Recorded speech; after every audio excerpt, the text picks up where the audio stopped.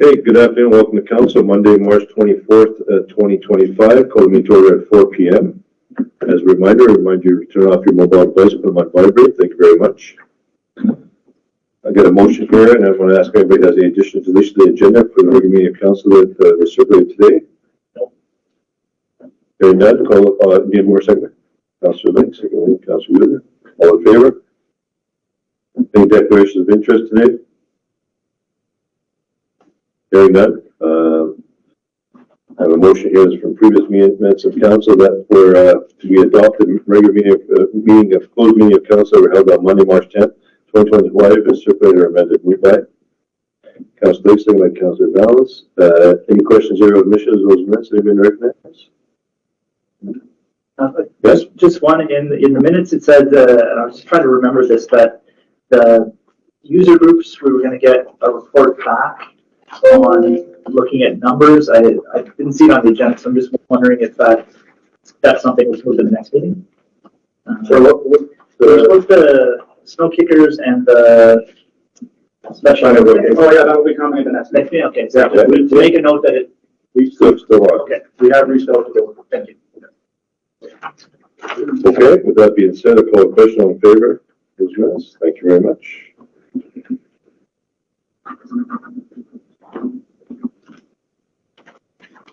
This afternoon we have delegation today with us. The Marathon District Chamber of Commerce is in attendance to discuss the RCIP program. Come on down. Alan? Who else could bring down with you? Anybody else? Come on down. Okay, good afternoon. Good afternoon. Maybe a quick introduction of yourselves, please. Yes, my name is Tyler Davis. I'm the interim president of the Marathon District Chamber of Commerce. Hi, my name is Kirit. I'm a manager at Travel Magic Matter. Great, welcome. Floor is yours. Good afternoon, Mayor, Council, staff, and administration. Thank you for this opportunity to speak before you today about a very important issue facing our business community. Marathon's exclusion from the Rural Community Immigration Pilot, or RCIP for short.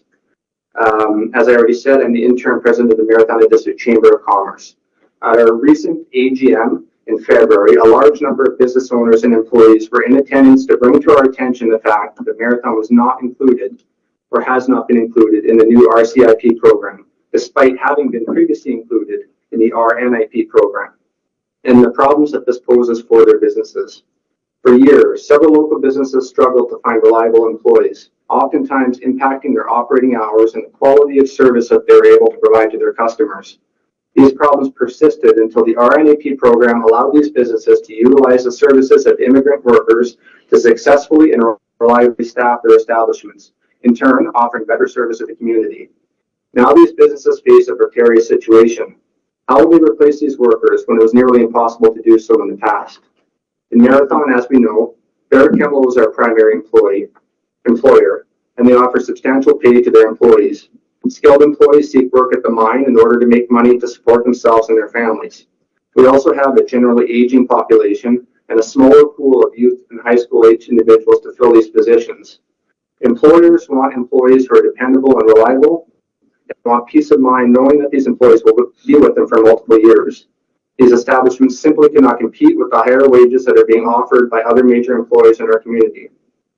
During the AGM, an individual spoke about his experience with the RNAP program. He was one of 3 in attendance who had already completed the program. He spoke about how he had the opportunity to leave Marathon on successful completion, but he had grown to love our town and had made a number of friends along the process. Instead of leaving, he chose to stay. Now he's starting a family here. Furthermore, he will soon be running a much needed new service in our community. These are the types of success stories that we want to hear more of. At the conclusion of the AGM, I spoke individually to a number of business owners who were genuinely concerned about the future of their business and whether or not they would even be able to stay in operation if they lost access to this program. For Marathon, the RNAP program introduced new immigrant workers to a fantastic community that they likely never would have experienced otherwise. Excluding small towns like Marathon from the new RCIP program could have a tremendous negative impact on our entire business community and subsequently the town as a whole.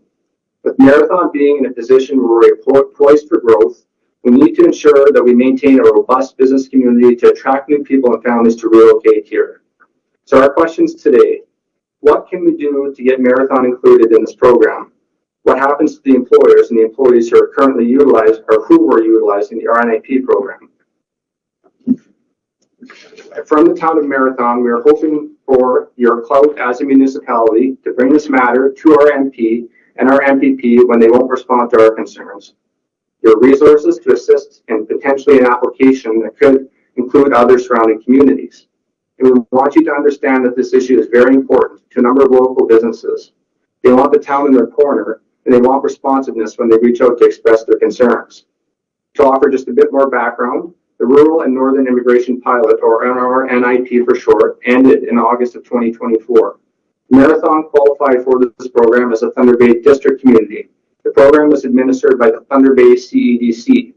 When the government announced that the RNIP program would be replaced by RCIP, the CEDC subsequently announced their decision not to include any district communities in their application. On behalf of the Marathon and District Chamber of Commerce, we thank you for your time today, and we look forward to any assistance that you can offer to the business community. In addition, I have some letters here from impacted businesses and individuals who expressed their concerns about being excluded from the program and what it means to their businesses. So we have from Deep of Pizza Hut and Subway is also in attendance. We have from Murray Watson of Home Hardware in the Harper Inn. SPG Gas and Robbins Donuts, who is represented by Sanjay in the gallery. Jeff Hunter, the owner and operator of Fountain Tire, and B&L Contracting, Bob Lafort. So all of these letters from businesses in support of the program as well. Okay, great. Thanks. I don't know if council has any questions. We get started with that, and then I'll give you an overview of my role under the NOMA umbrella as well. Just a quick question: do we know why they didn't do the district with this program? So can I share a little bit, maybe so maybe clarify some of the situation. So what happened with the RNAP program was obviously administered, as Mr. Davis said. Then it changed over to CDC, took it on, and they didn't have the ability to govern the region. So we're talking from Manitoba, Port Alberta to the Manitouwadge, actually Algoma district, because of manpower. And the program is administered by the CDC to have inspections done at the employment areas of the individuals who are registered under the program. So they felt that they would only stick to the city of Thunder Bay and the surrounding communities, the 6 communities around Thunder Bay. NOMA has pushed back with the CDC on many occasions, but there's 475 positions funded by the federal government, I believe 200 under the provincial government model, so that CDC felt they were over capacity with that. So they didn't want to go any further in the district under the new program, the RCIP program. So that's where it stayed. I fought back with the administrator, Jamie Taylor, and she said, no, they're stuck with what they have right now. So NOMA is a bit in limbo right now. We lost our executive director. We're in the process of hiring a new one. So we didn't even have our March meeting. So we're going to try to have a meeting early April, mid-April to see where we are. And this is top agenda. So this represents all 37 municipalities in the Thunder Bay District, Kenora District, Rainy River District. So that's every municipality basically from Orpaine all the way to Kenora. And that affects all of us except those 6 around the city of Thunder Bay and the city of Thunder Bay. It's really a tough go, and we've heard it. I think you missed it. Tim Horns, Tammy Larange is one of the big proponents as well on this. She's pushing back as well. So I've talked to the MPP and talked to the MP, and both with the election that was happening prior to the provincial election, and now the federal election, everybody's sitting in limbo, right? So the provincial government just got back on board. Last week they were all sworn in, so we can push back on that, see where we go. But I think it's got to come through NOMA. So I'll give you a little bit of overview where it's at, but maybe Mr. Davis can give you more of an insight. It's there. It's not going to grow anywhere right now under the CEDC program, but we have to be pushed back to get the government to invest more money within the region, and somebody has to take on that administration role. The administration simply is that. They're going to go to Tim's, going to go to the travel lodge, going to go make sure those employees who are registered on the program actually are working there, because there's fraud in the system, and they don't want to see that. That's basically what it boils down to. So I don't know if I missed anything in that regard. One other thing that they mentioned when I spoke to them is that, and it kind of ties in, but they also felt an obligation to the taxpayers of the city of Thunder Bay. That's who they're funded through. So that's what they wanted to focus their attention on, was strictly the city of Thunder Bay. That's one of the answers that I was given as well when I spoke with them. And then also, so one more thing, Councillor. So it was also approached to NOMA to look after the program and fund it, but then we would have to hire a bunch of staff, and we just don't have the capacity. We didn't have the capacity. Where the CDC had the capacity, but yet they would still have to hire more staff to go to the region and check out those proponents who are registered under the program, so, absolutely. Well, two things. One, I think it's called a rural program. Right. And it seems like the only people being excluded from are rural communities, which seems wrong. And two is I wondered if the sticking point is someone who can inspect. I wonder if there's is there any way that we can locate somebody who might be able to do that within the municipality in terms of other organizations that have that capacity, whether it's new or who else does inspections, right? Like maybe we need to solve that problem for them. And one thing I've seen from our CEO and from administration is when you go to government with a solution, it's much different than going to them to identify a problem that they have. So I don't know if administration has any ideas on that or something. Councilor Wells?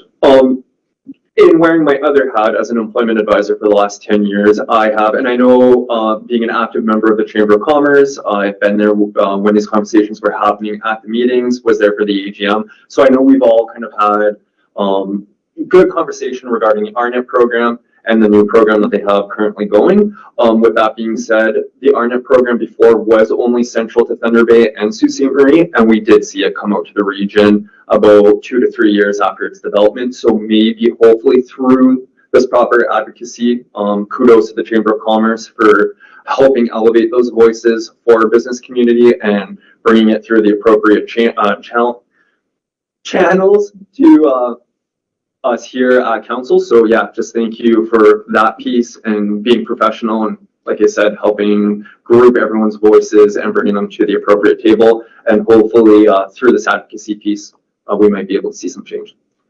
It sounds like you're asking just by through the chamber and through the business community. We're willing to go write the letter now, but I think there's got to be more of the advocacy working through NOMA and back to the CDC because they're running the program right now. If we can have a solution, as Councilor Wells just mentioned, and have some sort of administrative system set up in Marathon that maybe would monitor Marathon, Terrace Bay, Shriver, and Manitouwadge, and then maybe they can go as far as Nippigan, Red Rock, and then the Greenstone area might have somebody through there. I'm not sure, because I know in discussion with Jamie Taylor, who is the executive director of the CDC, she does not have the capacity. So I don't know if they want to extend and focus on other programs. So they're pretty busy in regards to the City of Thunder Bay's stuff, right? And that's 675 positions within the City of Thunder Bay that are funded. So NOMA asked for 3,000 positions in Northwestern Ontario to be funded and administered. So literally, like I said, from Kenora to the Algoma District, Delaware River. Obviously, we were more successful because we didn't get that, right? And it came back to the city. And we didn't want to take it on because we didn't have the capacity. So they took it on. And it seemed like nobody wanted to take it on. Yet everybody wants immigration to come north, which is really crazy. You're right. Go ahead. And with that being said, too, just so that the Chamber of Commerce is aware, I have brought this issue up at the college and have kind of propelled it to my bosses and the main campus at Thunder Bay. So if there ever is potentially an avenue through Confederation College, Northwest Employment Works, Workforce Planning Board, whatever agency it might be, know those conversations are trying to take place at least. So. And that wouldn't be a bad avenue to go through Northwest Planning Board because they're looking for the employment and training advocacy as well. And maybe there's an opportunity for some of their coordinators within that department or in that agency to say, I'll take on it's about the administration of those individuals who are applying to the program. Simply that. They got to check and make sure that those individuals are working at the Travel Lodge, working at Tim's, working at Robbins, and all the other various locations that they're under the program for. We definitely need the employees. That's not there, and we all know that. So how do we get that agency to recognize that, the government agency through immigration portals, say, we have it, we have an administrator. And I'm just wondering, I think we're all, sounds like in absolute agreement that this program needs to run and be in Marathon. So from the Chamber's point of view, who should they be contacting as, again, like you said, administration works slowly, maybe it's going to take some time, but who could their point of contact be as we move forward? Because you don't want to just wait around. It's time sensitive because from what we understand, the program is not launched yet, so there could potentially still be a window of opportunity. So we'd like to move fast. It's something that, as a chamber, it's beyond our scope of expertise. We're acting as advocates. That's kind of why we're bringing it to the municipality's attention as well. So it's time sensitive, but if we do have a point of contact, that would be as well. So through administration, I think we can simply write a letter from the administration point of view, from the municipalities saying that listen to our business community through the chamber, which is the full support program. Send that off to Jamie Taylor at the CEDC, as well as the ministers, both federally and provincially, and then NOMA. But I said NOMA's in limbo. I'm sorry for that, but it just is what it is. We got an application out there looking for an executive director right now. So there has been no activity at NOMA since January. So until we get that position filled, which is actually closed yesterday, or today, the 24th. Yeah, today. Then we'll do interviews and hire that individual. And that'll be the AGM coming up in April, but one of the first priorities we'll look at, because it affects every one of 37 municipalities under the NOMA umbrella. So it's very important. Would it be possible to get a little bit of time at that NOMA AGM to this issue? I don't know if there's a presentation on it, even if it's a very short one. Absolutely, but right now we're asking a past executive director who's also working full time to come and fill in to help us get that EGM off the ground. Okay. Sorry, it's a bit of a schmoz, but With regards to CEDC as well, like myself directly and a number of the impacted businesses have communicated with them as well, and essentially they listen, but then they kind of wash their hands of us. So like we have attempted to get through to them, but it doesn't seem like they're willing to budge in any way with their decision to exclude the district communities. So right, but I think the council made a good point, right? It's about bringing solutions rather than just complain that we got no priority out here in this region and no administration. So we can come with a solution saying through the new or workplace planning board, something to look at, see if there's opportunities, right? I'm not too sure. But if we look at some of those opportunities, but it is time sensitive, because I think some of those programs, some of the individuals' timelines run out this summer, correct, too? From what I'm understanding. So that you want to make sure they're fully in. But I think we pushed back, like the provincial government just got sworn in last week, so they're getting all their stuff in order, and then the feds will be over 38 days. Yeah, maybe we can get this back on track, but we need to have advocacy moving as much as we can. Councilor Bell.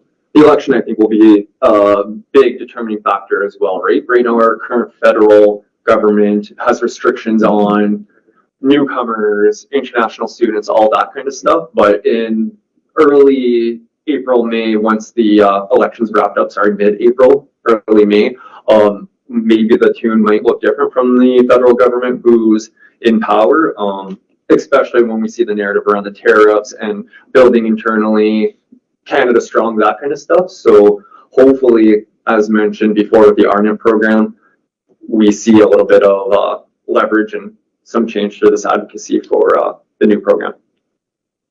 Yeah, so I'm just reading up a little bit on the January 30th, 2020 to apply for permanent residence through the REAL program. So the RCIP program, you must have a valid job and offer disclosure. So all the employees that are working within our community specifically, we can speak of Terrace Bay, Scarborough, Manitowoc, but they're already sponsored by individual businesses within the community. So that's a no-brainer. We can bring back and say they're already employed, they're already doing their thing, all the names are all registered, they're all registered through the program. But there's no program for them to be registered under, correct? Yeah. That's the problem. So that's what we need to do is get the letter from the chamber with those supporting letters, and I would reach out to Tammy, ask her to write one as well, because I think she's got like 7 or 8 employees under her program.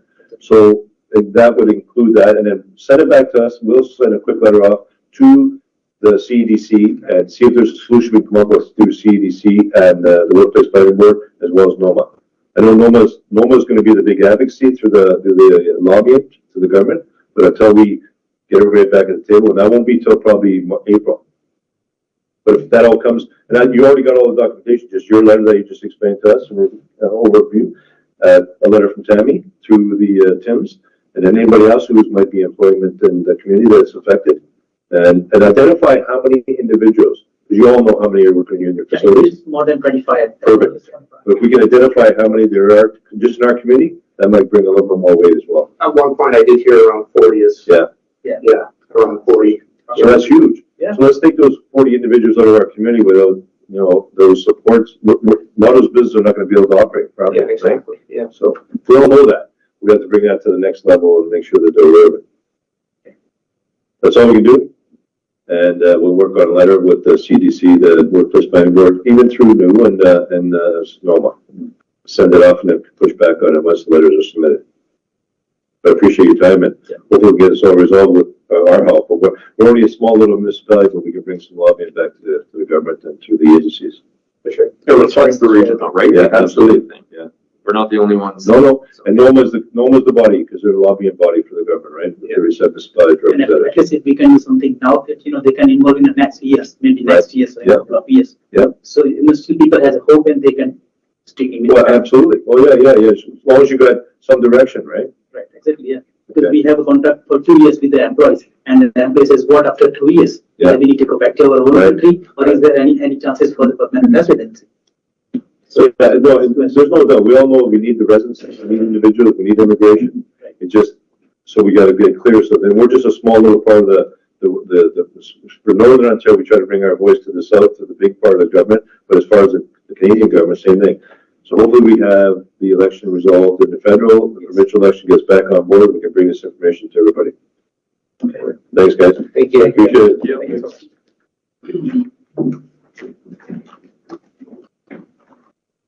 Okay, student council reports. Councillor Anthony?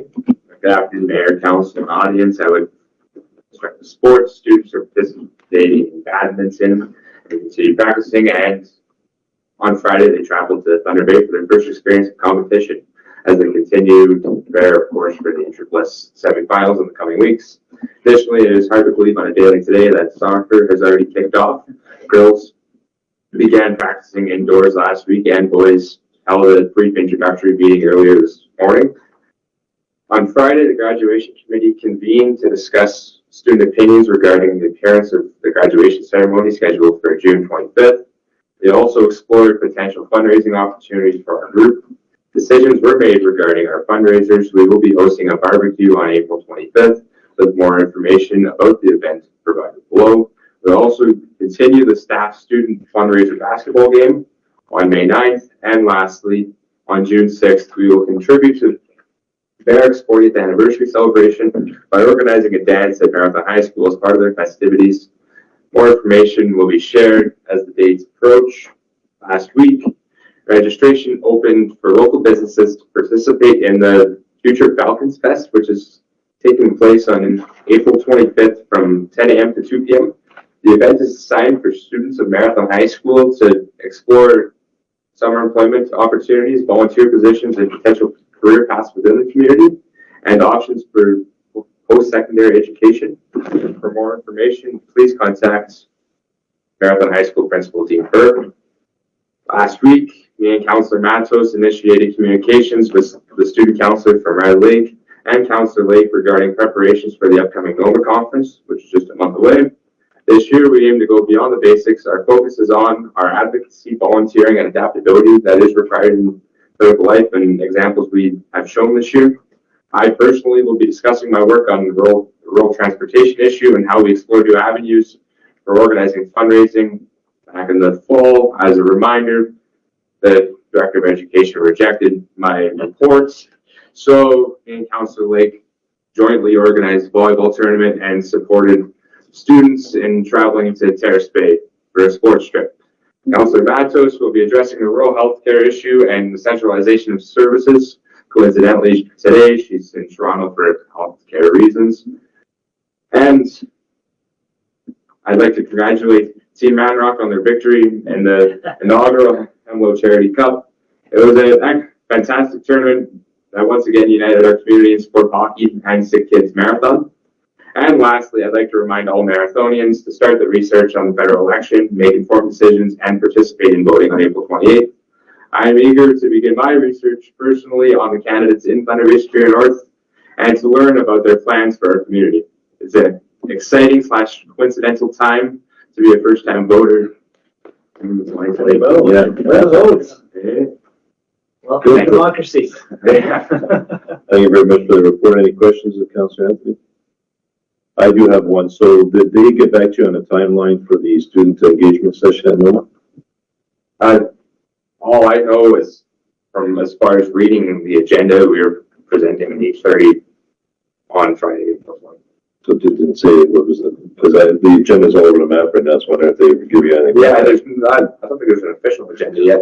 It's embracing youth and local government, Yeah. so it sounded pretty broad. We're going to focus on our participation. Well, the last year they had 15 or 20 minutes. We extended it a bit for some questions, so it was a good engagement. So there's opportunity, and I'll make sure that it happens again. I just want to see what they give you. But Yeah.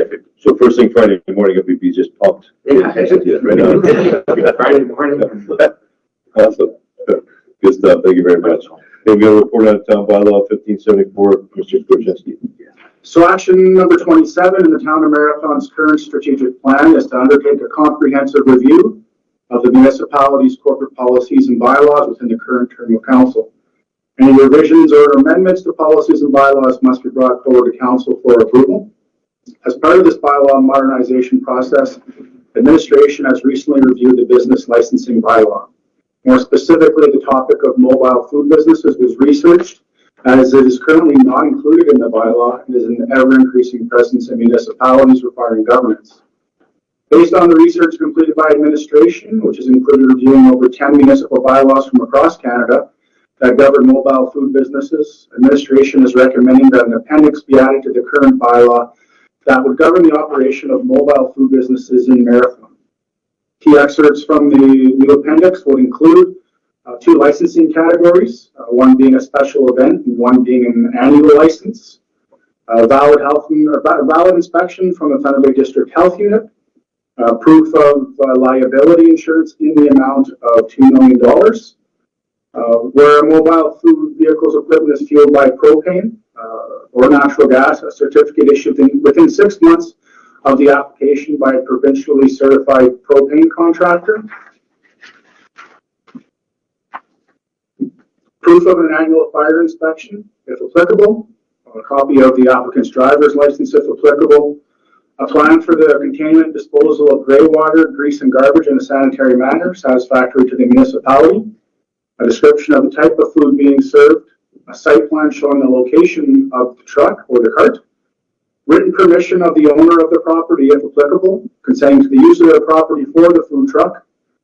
No person shall operate a mobile food vehicle in a manner that interferes with the normal use of a sidewalk by pedestrians, and within 100 meters of an entrance to an existing eating establishment, an entrance to a place where food is offered for sale if the food truck offers similar food as the eating establishment, or a place where food is offered for sale unless the eating establishment has provided its consent in writing. Every licensee shall maintain the food truck in a clean and sanitary condition, and a site inspection of the vehicle will be conducted by the chief building official or by a law enforcement officer.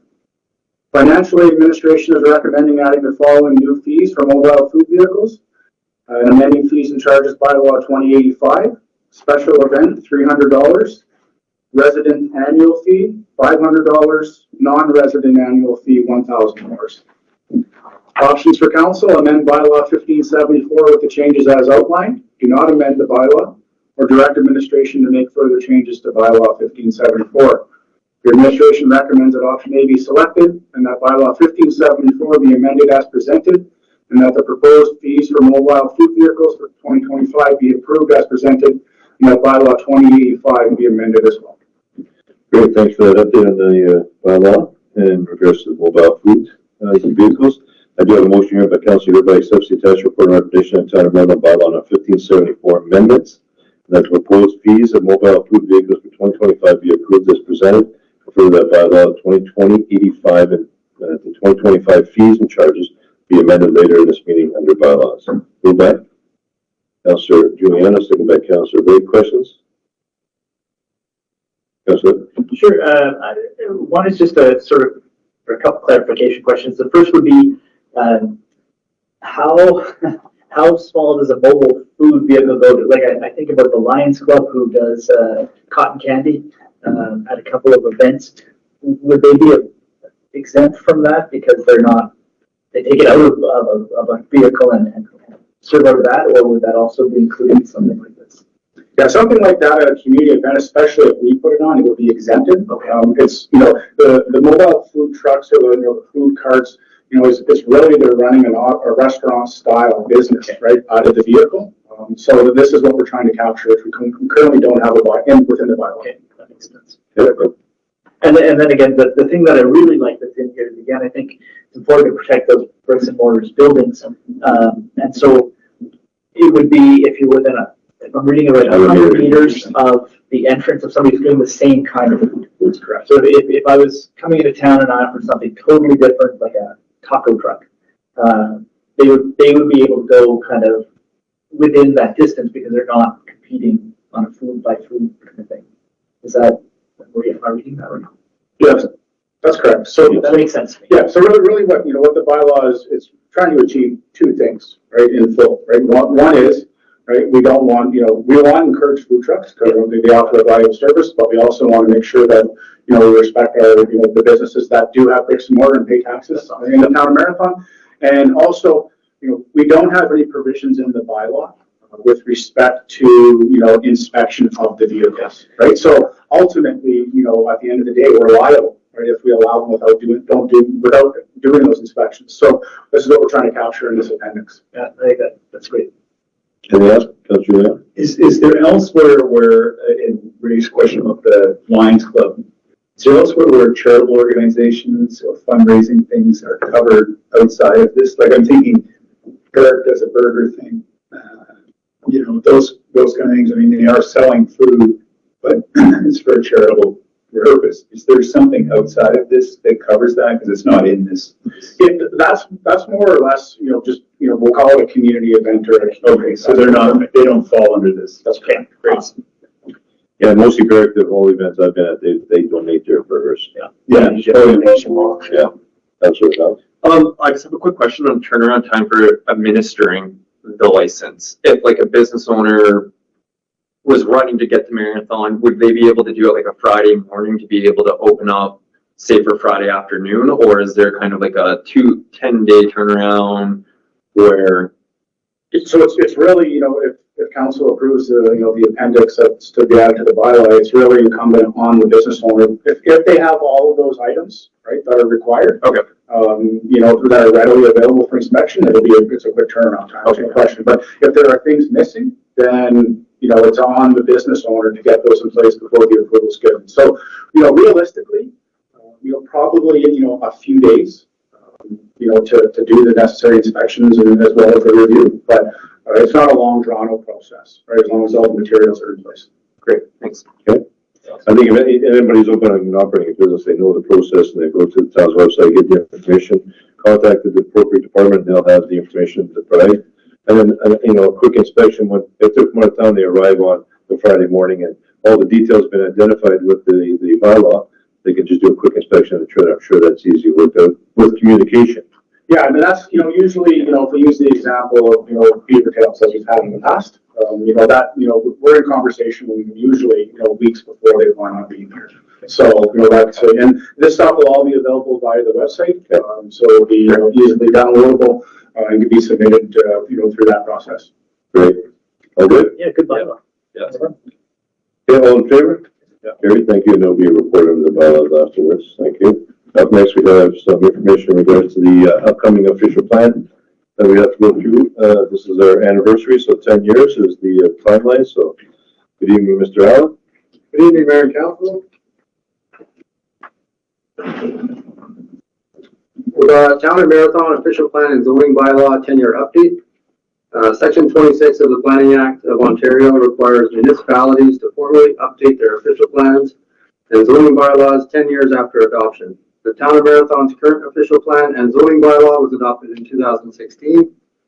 Request for proposal to update the town's OPNZBO was developed and issued on February 5th, 2025, with a closing date for submissions on February 28th, 2025. The municipality received the following 3 proposals, HST not included, that met the initial submission criteria for acceptance.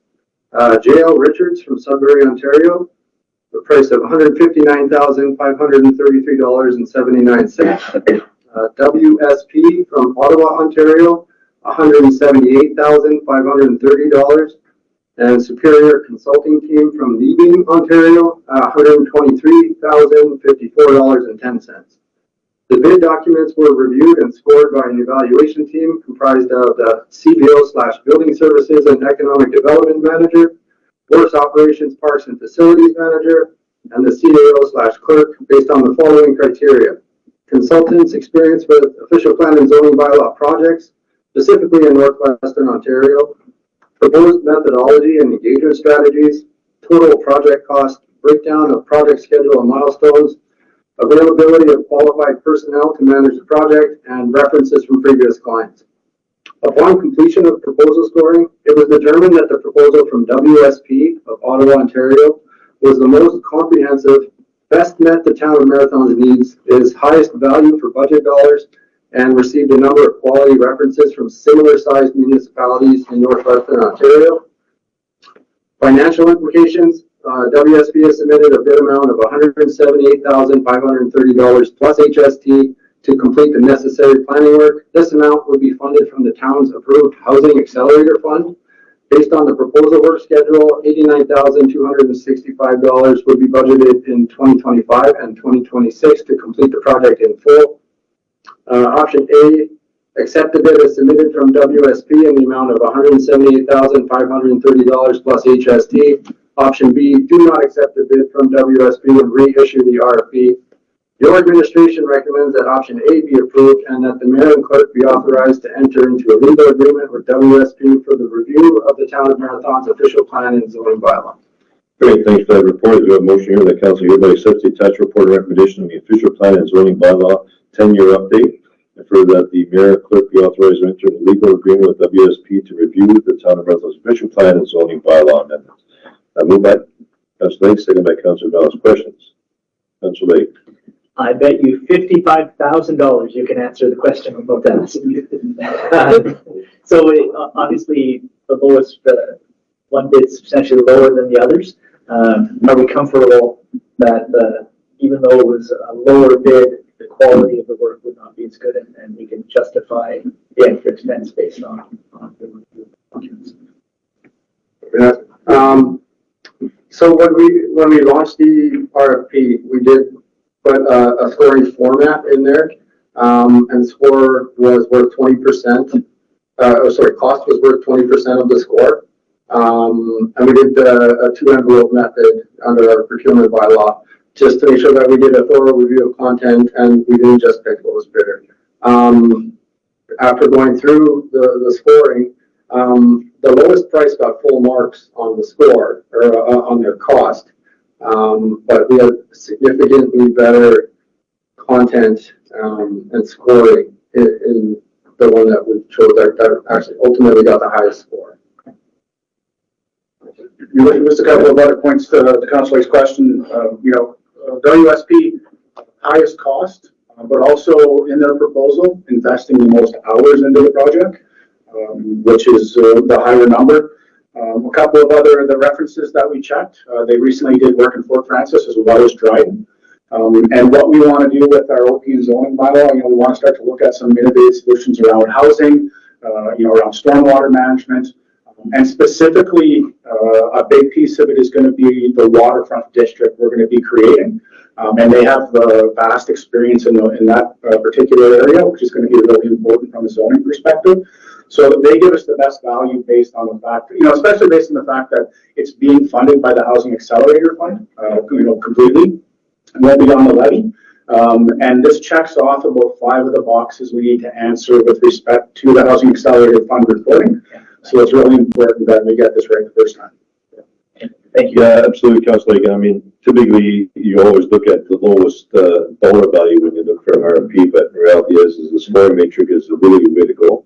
And, we had the same issue around insurance. We had individuals submit, really, really terrible documentation for insurance, but way cheaper. But then what are you going to get for your buck? And I mean, we all know this, insurance has gone up dramatically. I think we're close to $400,000 now for insurance. So you want to make sure you get the best bang for your buck, and no different here. So, any other questions?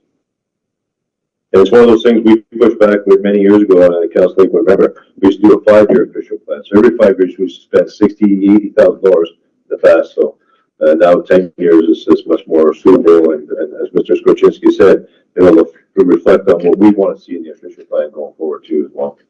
So all in favor? Yeah. Okay, thank you. Thanks for that, Mr. Allen. Up next, we have report on the Active Living Center financial design. Mr. Herbel, good evening. Evening. Last year on March 25th, Council approved bylaw 2073 authorizing temporary borrowing from TD to fund the architectural and engineering service to design the active living center. Borrowing was not to exceed 2.9 million and the work was to be done by the end of 2024. Work wasn't completed by the end of 2024. On January 24th of this year, TD Canada Trust agreed to extend the credit facility to March 31st. Cost incurred in 2024 was $2,017,000. The town has paid $537,000 for services year to date as of February 28th. The contracted architectural firm is estimating an additional $275, not additional, but is estimating $275,000 still remains to be spent. Engineering cost for remediating the site is projected to cost an additional $250,000. The work is wrapping up, but finalizing payments will take some time. So the total amount is estimated to cost $3,179,000. Administration is requesting that the credit facility be increased to $3.5 million and the deadline be extended to June 30th. In 2024, the work was funded by debt.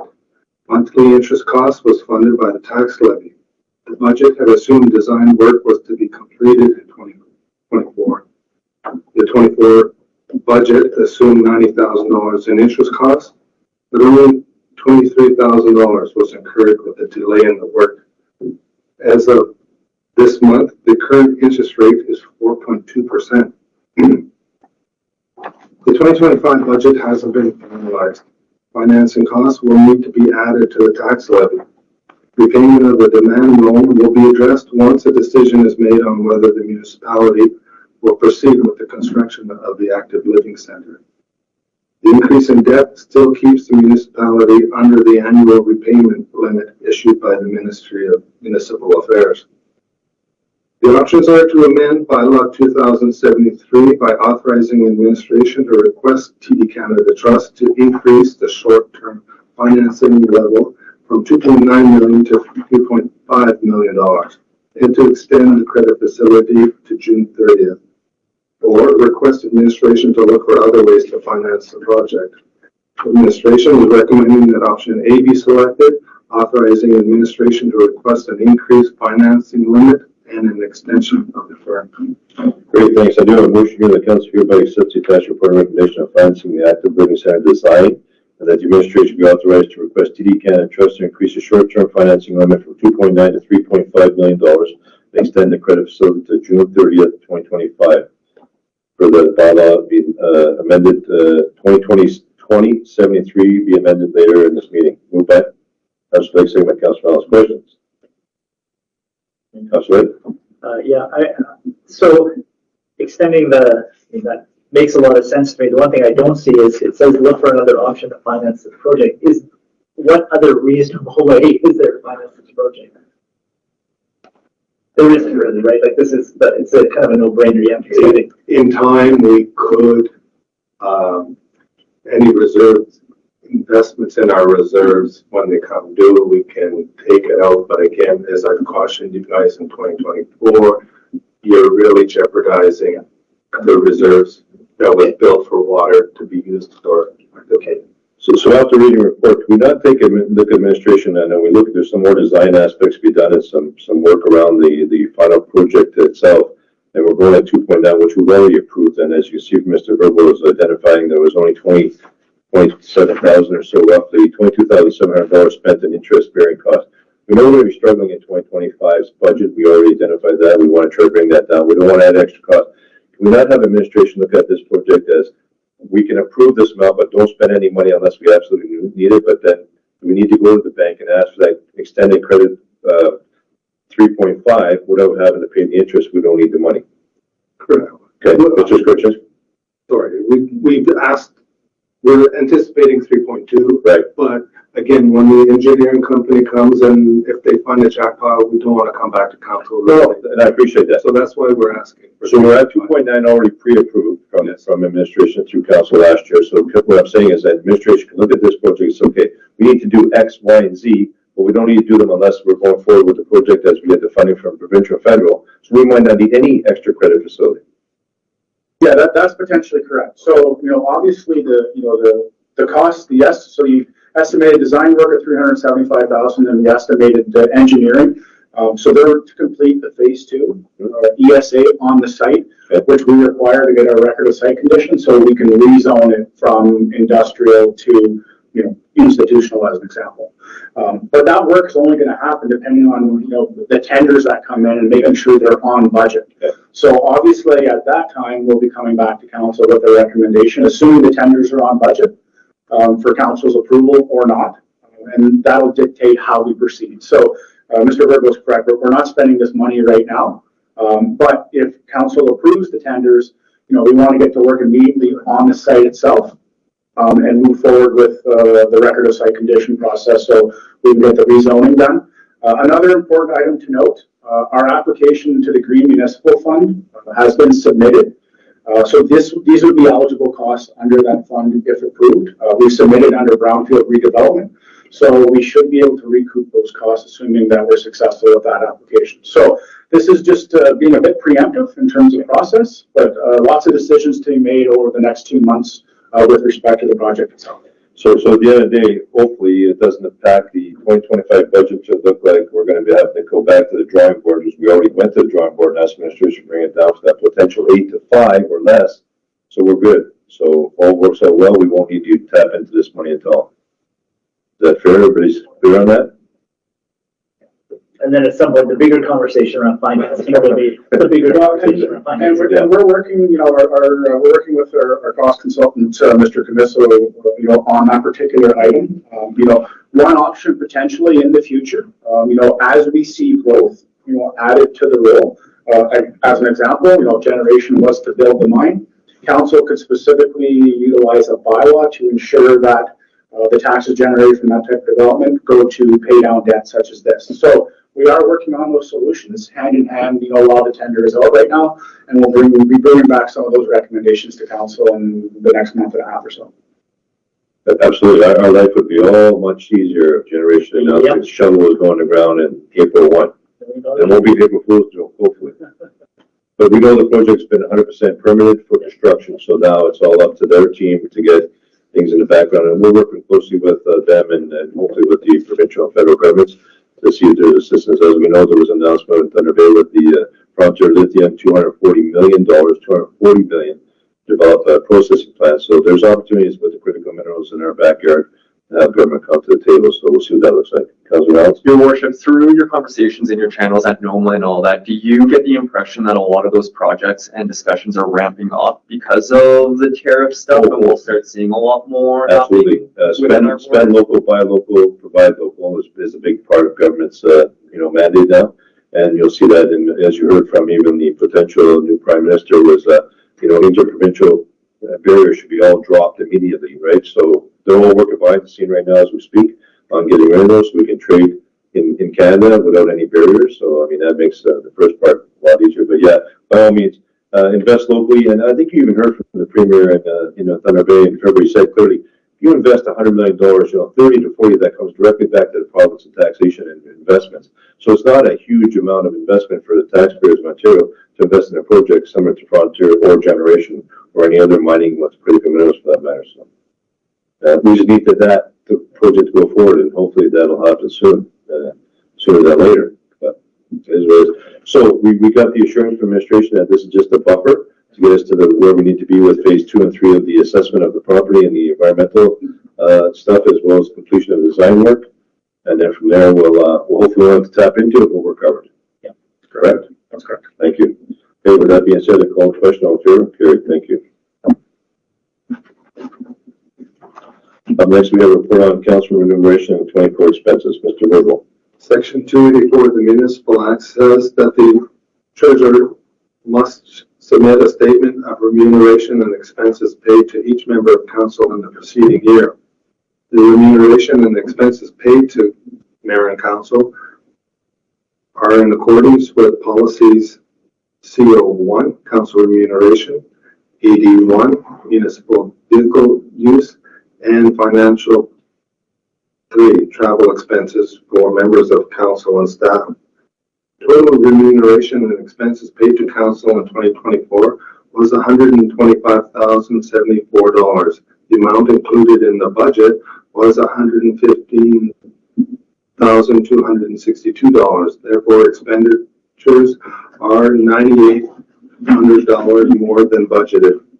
Section 284, subsection 3 of the Act requires that remuneration and expenses paid by anyone must be reported. In 2024, Councillor Wheeler received $4,939 to cover expenses from the Thunder Bay District Health Unit. Mayor Dumas received $12,704 from the Northwest Ontario Municipal Association to cover travel expenses. Reports presented for information only. Thank you for that. And I just want to get clarity, so I know Mr. Councillor Wheeler represents us on the Thunder Bay District Health Unit. So when you look at $5,000, that's not money going into Mr. Wheeler's pocket, or $12,704 going into Mayor Dumas' pocket. These are expenses paid for airplane rides to and from Toronto for NOMA, AMO, hotel rooms and meal expenses and travel expenses to offset where we live. And when I said the AMO table, as your rep for the Thunder Bay Superior North Thunder Bay District under NOMA, they can't believe how far we have to travel just to get to the airport, fly to Toronto, rent a car to go back to where we need to go for the meeting. So when people hear the amount of $125,073 over budget, the impact of hotels, so anybody who knows is sitting in the audience or also lives in home watching. Just going to Thunder Bay now, the hotel rooms are average 200 plus a night minimum, and that's a reflection of what the costs are. Gasoline's $1.50 to $1.75 a liter. Those expenses don't go away. So I know when people look at the big scheme and they say, oh, $125,000 for 5 members of council wages and expenses, that's really not that bad of an investment for your municipality. Councilor? Yeah, I would argue as well that the value comes from the folks that are, our CAO and our mayor in particular have gotten over the years, right? There's no, it's hard to put a money value on those connections. And so it's an investment. And this has been a period where we've had to go after lots of funding. So to me, it's money well spent, and I have no problem justifying that to anybody. Yeah, no, by all means, more travel, and you can do things on Zoom and you can do things on Skype, and that's great. But the face-to-face is where you need to be, and It's not the same. No, and I represent NOMA/AMO, and sit at the table with 44 mayors and councillors from all throughout the province, and meet at the table with government as face-to-face. You can't put a value on that $1,000, $2,000 trip, and it's a trip that you got to go to and get your voice there, right? Money well spent. Absolutely. Okay, so that was for information, so we're good there, and thank you very much, Mr. Virgo, for that update. If anybody has questions for council's wages and remuneration, please contact Councillor Lake. I did. That's rdumas@marathon.ca. Thank you very much. Fire Chief Trent, please. We got a report on the Fire Marquee agency agreement. Good afternoon, sir. Good afternoon, Mayor and Council. I'd like to present bylaw number 2094 for you this afternoon. It is a Firemark Incorporated agency agreement. Your background on Firemark Incorporated in 2009. Firemark is a Canadian firm that works with over 1/3 of Ontario's 444 municipalities and across Canada is licensed in all provinces and territories. Firemark program is designed to provide cost recovery from insurance companies via the additional coverages section, eligible fire department expenses, contained in almost all property insurance policies in Canada. The fire department expense coverage is a non-deductible coverage that does not take away from the amount of funds the policyholder is entitled to receive for their property and contents. The Insurance Bureau of Canada requires that all property insurance policies carry a minimum coverage of $1,000 to offset costs directly related to firefighting. The Firemark program is designed to ensure the insurer honors the coverage for which the policyholder has paid their premium, which includes fire department expense coverage. There is no cost to the policyholder. Insurance perils apply to coverage for both the building and contents and includes aircraft and vehicle impact, electrical current, explosion, falling objects, excluding objects propelled by snow slide or earth movement, fire, lightning, riot, smoke released suddenly from malfunctioning cooking or heating devices, but not from fireplaces, theft, transportation of personal property while it is temporarily away from your home, including fixtures and fittings being repaired or in seasonal storage, vandalism where building is normally occupied, water damage usually includes damage arising from sudden and accidental escape of water from an indoor plumbing, heating, sprinkler system, or from an indoor or outdoor domestic appliance on your premises, or from a water main. Coverage for overland flooding or sewer backup may be available as an option add-on to your policy. Wind and hail applies to the exterior of the building, including antennas, satellite dishes. Interior of buildings is covered if the storm has first created an opening, and window breakage in a building that is normally occupied.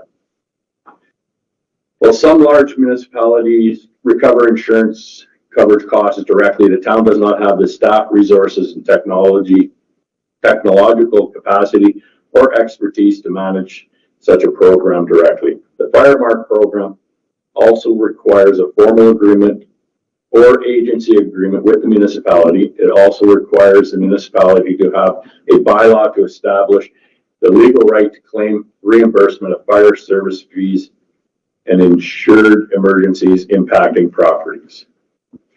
Firemark Incorporated will only receive their payment when emergency cost recovery proceeds are collected from insurance companies. No additional budget considerations will be required by the town to fund this agency agreement.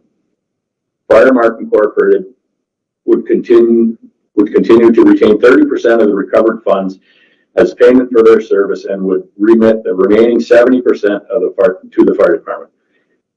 They also provide complete and detailed accounting of all records, claims, and funds collected. The agency agreement requires that emergency cost recovery proceeds that are remitted to the fire department be used by the fire department for its own purposes. Those purposes may include the purchase of equipment for the fire department, the provision of training and education to the firefighters, the purchase and or provision of materials and equipment for fire inspection, fire prevention, and public education programs. Options are approve the bylaw and agreement as presented, A, and B, do not approve the bylaw and agreement. Your administration recommends option A be selected and that bylaw number 2094 be approved, authorizing the mayor and clerk to enter into the extension agreement with Firemark Incorporated as presented. Thanks. Great, thanks for the report. Do I have a motion that council hereby accepts the attached report recommendation on Firemark Inc. agency agreement and further that bylaw number 2094 be approved later this meeting, authorizing the mayor and clerk to enter into an extension agreement with Firemark Incorporated. Move by Councilor Giuliano, second by Councilor Ross. Questions? Councilor White? I'll go. We always go. So right now, the town is collecting no money because there's no avenue for us to go after the insurance company. Right? Yeah. Going with this company basically means we'll get 70% of whatever they bring in, as opposed to nothing right now. So it's okay. That seems like a really easy thing to. Is there a way to ensure that residents have Firemark on their insurance, or is your sense that most insurance policies already have that? I think most already have a rider on your insurance. Sounds like it, yeah, in this report would say that, yeah. So we just lack the ability to go after that money. Firemark will do it for us. Yeah. 70% done. I think So, so not to state the obvious, but we've had a couple of fires recently within Marathon as an example, we have the ability to go after those firefighting expenses and retain 70%, because we purchase fires. So I just want clarity. So the fire department is funded by the ratepayers of the municipality. So the Fire Mark Incorporated goes after the expenses over and above your standard, or all expenses that are applied to that firefighting situation. That'd be a breakdown, I'm sure that. Like we can recoup costs for time that we're there per vehicle that we're there, and it's paid by the hour. We could also recoup costs. From what I've gathered, like if we break something and have to replace it, we can bill that to the insurance company. Also, I think it goes right down to even food that we buy for ourselves when we're at. So once we agree to this and pass the bylaw later on this evening, that you can bring back a report maybe in another meeting saying clearly, here's the things that they cover, so we get clarity. Because ratepayers are paying taxes for fire department protection. So it's not that we want to double dip, we want to make sure we're covering off equipment, deterioration, depreciation, equipment breakage, and time that we can. And this is no cost to the taxpayer. Absolutely. No, what I'm saying though, Chief, is that the ratepayer is already paying taxes to cover the fire department expenses. Yeah. We don't want to be double dipping to a ratepayer because you're going to come back and say, Fire Mark is now charging me more insurance because you're giving the fire department $5,000 to come and fight my fire. It becomes a game of the insurance company now charging more fees to that homeowner if and when they get the renewal of their policy. That happens, right? Yeah. So, just so we're clear what's covered and what. You're absolutely, we're not costing us nothing. We want to make sure we can explain to the ratepayers in our community, this is the program and why it's beneficial. I will have a big training session with them in the next little while. And just like for us too, it's for education, right? So we understand. Yeah. So, Just an education question for me is, how does Fire Mark know, so after you've been out on call, you send something? I'm not 100% sure. I haven't had the training with them yet, but I believe that there's forms and everything to fill out of what our costs were, how long we were there, and things like that. So it's up to us to report. Yeah. We report back How on that that. found out. Yeah. So still some work involved from your part, but you're not chasing the insurance company down, doing all the administrative part. They're doing that for us. Okay. Good. Okay. Any other questions? Okay. All in favor? Yeah. Gary, thank you. Thank you for that report. Up next, I have a motion here that the council hereby approve the following check registers for February 2025 to be approved. The accounts payable for $1,729,644.46 and payroll in the amount of $165,692.03. Moved by Councilor Balance, second by Councilor Lake. Any questions on those check runs? Hearing none, call a question. All in favor? Carried. Thank you very much. I get some bylaws here. These bylaws to be approved. Bylaw number 2094 being a bylaw to authorize the agency agreement between the Corporation of Town of Marathon and the Fire Mark Inc. for the cost recovery for insurance companies with the use of indemnification technology to read the first, second, and third time finally past the 24th day of March 2025. Moved by Councilor Balance, second by Councilor Lake. Any questions on that bylaw? Hearing none, I call a question. All in favor? Carried. Thank you. Bylaw number 2095 being a bylaw to amend bylaw number 1574, a bylaw to license and regulate and govern the businesses carried on within the municipality to be read the first time, second time, and third time finally past 24 day of March 25. Moved by Councilor Balance, second by Councilor Lake. Any questions? Hearing none, call a question. All in favor? Carried. Thank you. Bylaw 2096 being a bylaw to amend bylaw number 2085 being a bylaw to authorize the establishment of fees and charges for the town of Marathon from year ending December 31st, 2025. Read it first, second, and third time finally passes 24th day of March 2025. Moved by Councilor Balance, second by Councilor Lake. Any questions on that bylaw? Hearing none, call a question. All in favor? Carried. Thank you. Bylaw number 2097 being a bylaw to authorize the Corporation of Town of Marathon to enter into an agreement with WSP for review of the municipality's official plan and zoning bylaw. We read it first, second, and third time finally passes 24th day of March 2025. Moved by Councilor Lake, second by Councilor Juliana. Any questions to that? I do have one. So as we said, it's a bylaw official zoning is to be done for 2026, complete for a 10-year period. This is a 2-year process starting this spring, going to carry through to the following of 26. That's correct. So September 30th, 2026 is the date they have to be completed the project plan. Okay, great. And does that set our 10 years for 2026 then? Yep, correct. Okay. Once we receive, we need ministry approval of the opening of the zoning bylaw. Once we receive that, the clock starts on the next 10 years. All in favor? Carried, thank you. Bylaw number 2098 being a bylaw to amend bylaw number 27.3 being a bylaw to authorize temporary borrowing from TD Canada Trust to meet the expenditures in connection with such capital work. We read first, second, third time, finally passed the 24th day of March. Moved by Councilor Ritter, second by Councilor Balance. Everybody's in complete understanding what that's all about then? We hopefully don't have to use that credit line, but if need be, it's there, right? Get the work done and get the funding from both levels of government, get our new ALC built, and we can be swimming in a couple of years. All in favor? I like that it sounds so easy. Well, it hasn't been easy, Mr. Scritches. So I don't like to disagree with that. Well, we're great here on my starting project. I'm very honest. Anyway, I got your in regards to the new business, received from NN in regards to the forming the ad hoc committee for the White Lake and Espresso's ecosystem for legal and large scale commercial fishing. So we met with them when the incident happened, and I've sat on the committee, and it's great. And it was just basically I've approved that I'm going to get updated in regards to that. So I have a motion here for that, but just assured the chief that yes, we're here for not only for the First Nations communities that protect the lake, but for all of us.